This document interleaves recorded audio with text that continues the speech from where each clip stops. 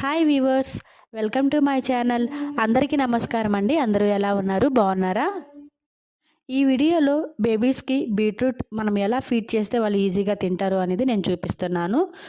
Beetroot అయితే మనం కంపల్సరీగా పిల్లలకి పెట్టాలి. ఎందుకంటే దీనిలో హెమోగ్లోబిన్ పర్సెంటేజ్ అనేది ఎక్కువగా ఉంటుంది. సో పిల్లలకి కంపల్సరీగా మనం పెట్టాలి.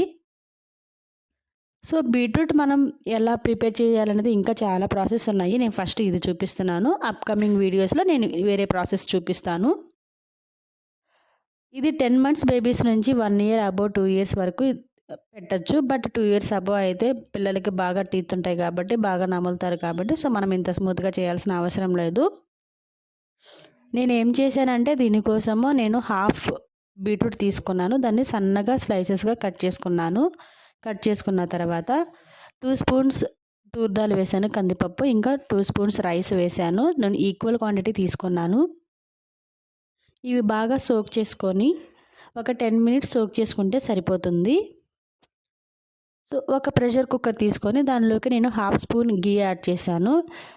కావాలంటే దీనిలో ఆయిల్ కూడా యాడ్ చేసుకోవచ్చు. గీ యాడ్ చేస్తే కొంచెం టేస్ట్ అనేది బాగుంటుంది. సో నేను గీ యాడ్ చేసి దానిలోకి కొంచెం తాలింపు పెట్టాను. అంటే ఆవాలు ఇంకా జీలకర్ర వేసాను.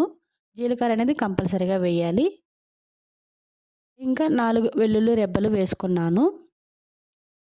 ఆ తర్వాత బీట్రూట్ కట్ చేసిన బీట్రూట్ నేను దీనిలోకి వేసేసి కొంచెం 5 మినిట్స్ రోస్ట్ చేశాను. ఇలా ఫ్రై చేసిన దానివల్ల సో బీట్రూట్ అనేది మనకు తొందరగా కుక్ అయిపోతుంది. ఒక 2-3 మినిట్స్ అలా చేసిన తర్వాత మాడకుండా చూసుకోవాలి.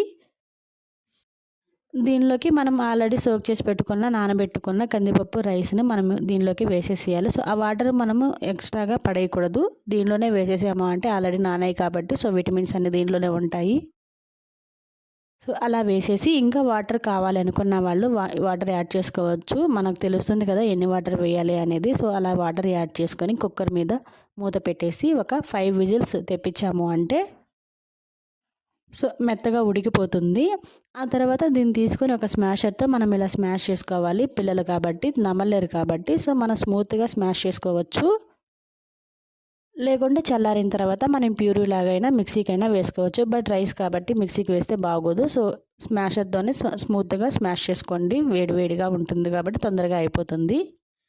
ఒక 5 మినిట్స్ ఇలా స్మాష్ చేసేటప్పుడు ఉడికిచ్చాము అంటే కొంచెం దగ్గరకు పడుతుంది. అప్పుడు టేస్ట్ అనేది బాగుంటుంది. కావాల్సినప్పుడు కొంచెం సాల్ట్ యాడ్ చేసామంటే టేస్ట్ ఇంకా బాగుంటుంది. సో ఇంతే ఫ్రెండ్స్, మీ పిల్లలకి ఒకసారి ఇది ట్రై చేసి పెట్టండి. మా బేబీ అయితే చాలా ఇష్టంగా తింటుంది. సో మీ పిల్లలు ఎలా తింటారో అనేది కామెంట్స్లో పెట్టండి. ఇంకా మరిన్ని వీడియోస్ కోసం ఛానల్ని సబ్స్క్రైబ్ చేసుకోండి.